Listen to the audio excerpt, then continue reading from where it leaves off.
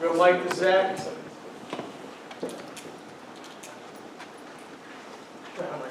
Kurt was in here and said one of the kind of differences for the offenses this year, one of the focuses he had in the last couple of years, kind of improving on the red zone, finding new concepts. What's that been like, and how has that developed? Like, what's been different about your kind of red zone approach maybe than in past years? Yeah, I think it started in training camp. In August, we definitely spent a lot more time in that field zone and practicing different plays. We added a few things that I think have helped us. But we want to be aggressive when we get down there, and sometimes that means throwing the ball into the end zone on first or second down when typically teams might be expecting you to run the football. We have a variety of plays. We still RPO, and then I feel like we've stuck to what we've done well with the personnel that we have here, and find ways to create matchups down there that are favorable for us. We'll go Zach on your left and then Matt. Talk about RPOs there. It's a little bit simplistic, but just how important has Curtis been in terms of the trust you guys give him?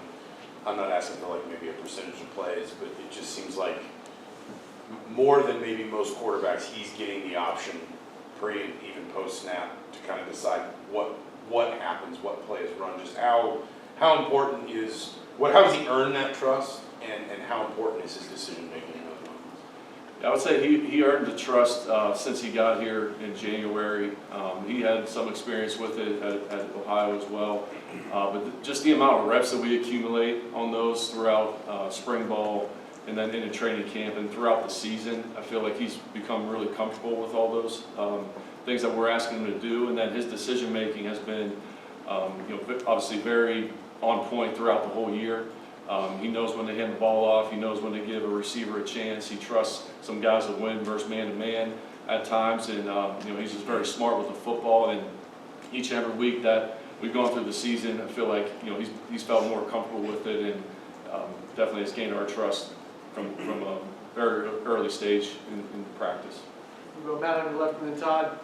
Hey, Coach. Notre Dame's played well on defense this year. Talk about facing what you've seen on film, and do they remind you of anybody you guys have played this year?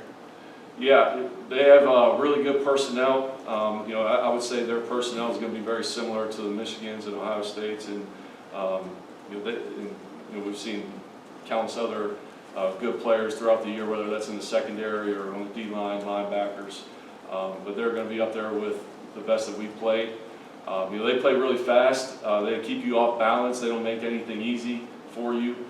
They challenge you on the perimeter, and they're physical. They're always running the football, and they've created a ton of turnovers. So we got to do a good job of controlling the line of scrimmage in the run game and in protections.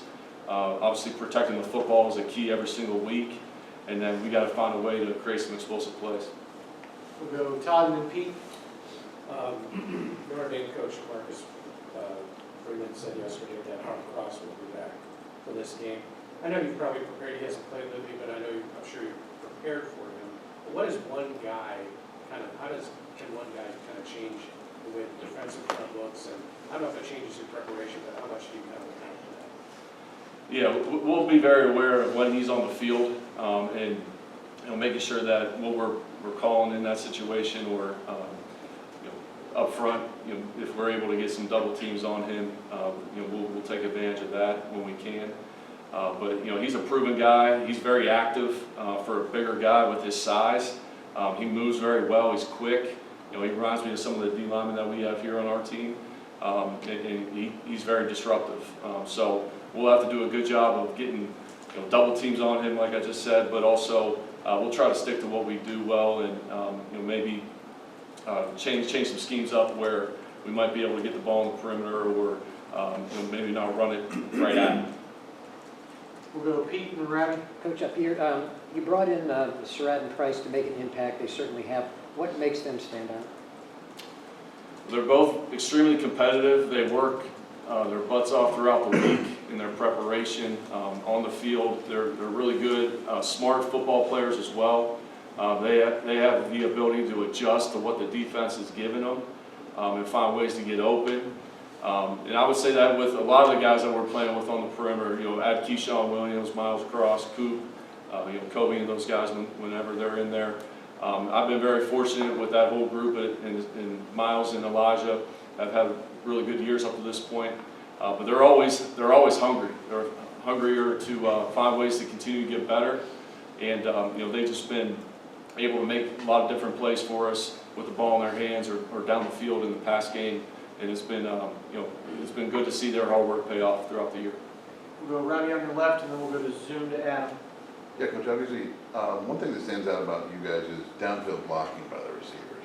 Gets a lot of praise, PFS and referenced. And at what point did you guys decide, hey, this is going to be a point of emphasis for us because it can be really impactful? Kind of what's the genesis of making this something that's really important? That starts from day one. That starts with Coach Signetti and myself, obviously demanding it from those guys. And I put it like this to them. There's about 70 plays in the game roughly. Usually if you get 5 to 10 footballs thrown your way throughout the game, in the pass game, you feel pretty good about it. But that still leaves about 60 other plays in the game where you may not be getting the ball. So how are you making an impact without the ball in your hands? And I'm always very, I like to point out whenever we see the running backs pick up a blitz in protection, or a tight end make a key block for them on the perimeter after the catch. Things like that where their teammates are busting their butts to help them get a catch or make a big play. We should be doing the same thing for the other guys. We'll go to Adam on Zoom. Mike, I know you guys have started fast, but you actually have more points in the second and fourth quarters. I'm curious, in a game like this, what's more important, executing that script and starting quickly, or adjusting to their adjustment of you, in that second quarter, maybe later in the game? Yeah, definitely equally as important. With this time off, one of the things that we're always trying to get a gauge on in that first series and into the second quarter is, what is their plan against us? Is it man coverage? Is it zone coverage? Are they blitzing? Are they just rushing forward? How are they trying to affect the passer? Things of that nature we're trying to get a gauge on and then make the proper adjustments from there. But really at the end of the day, it comes down to our execution.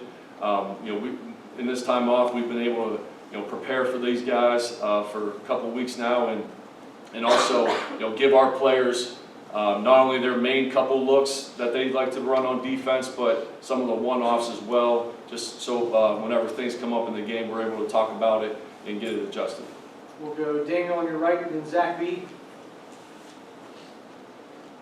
Yeah, Mike, I want to see you mention OSU and UM and just how challenging whatever it was, just like when you look at Notre Dame, what have you guys maybe learned from the two challenges then that you might change here this week?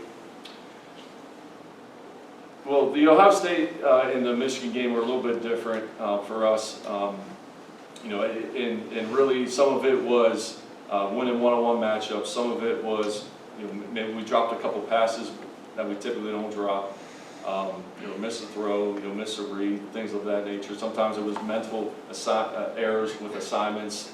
So it was a combination of all those things. I felt like, our guys really learned a lot over those last 2 weeks, and you saw the response that we were looking for in the Purdue game.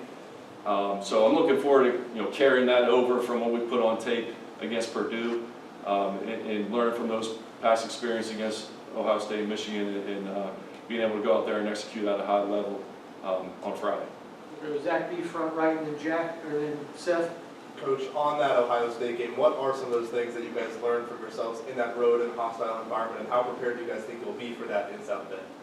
Yeah, we learned that mistakes that we made were definitely magnified in a tight ball game against a really good team, and a lot of those things were under our control. The things that from an execution standpoint, we just didn't get it done. And I think our guys learned from that film. The crowd noise did play a little bit of a factor in that, but at the same time, we're ready to respond and get another chance to play in a big-time atmosphere like we will be on Friday, and prove that wasn't us in some instances where we fell short against Ohio State. Go to your left, Seth, and then Jack. Yeah, Mike, Zach Gordon can be kind of an unsung hero in the offense at times. I mean, in terms of snap count, one of the higher usage tight ends in the country. What makes him such a valuable piece to your offense? Yeah, he brings an edge. He brings some toughness. He's a guy who's very detailed. He wants to do it exactly the way we're asking him to do it every single play. He's in incredible shape for him to play as hard as he plays and the amount of plays that he's playing within a game. I'm always been very impressed with that part of his game. His versatility. He can block the defensive ends in the box. He can block linebackers and DBs out in space.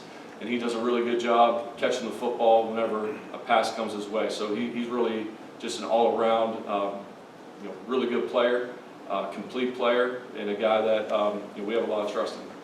Jack on your left and then wrap with Jim. Yeah, specifically with Curtis Rourke after the Ohio State game, what were some of your conversations like with him, and what do you think he kind of took away from that? We just evaluated it like we did every other game throughout the year. There's always room for improvement. There's always things we can do to be better. And not only him, but it's just everybody on offense, myself, everybody involved. So we just evaluated it really closely. Learned from it and moved on, and I think, like I said just a little bit ago, you saw the result that we had the following week, and the response was everything that we wanted it to be. But that was in the past. Now it's all about us being able to go out there and do it all again this Friday. Jim, wrap us up. Coach, the secondary of Notre Dame obviously very, very good, one of the best around. What is it you want or need to see from your run game to have a bigger impact for the offensive totality?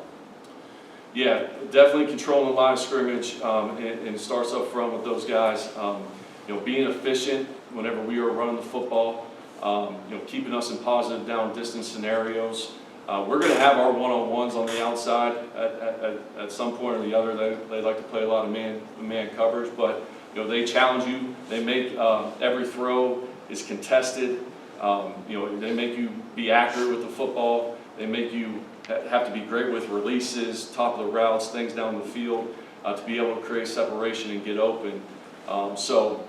Relying on that run game, and because the thing about playing a lot of man-to-man is sometimes when you can break through that first and second level, there's opportunities for explosive passes or explosive runs there as well. So, being able to stay ahead of the sticks, I think, will be really big as far as just our whole operation on offense will go.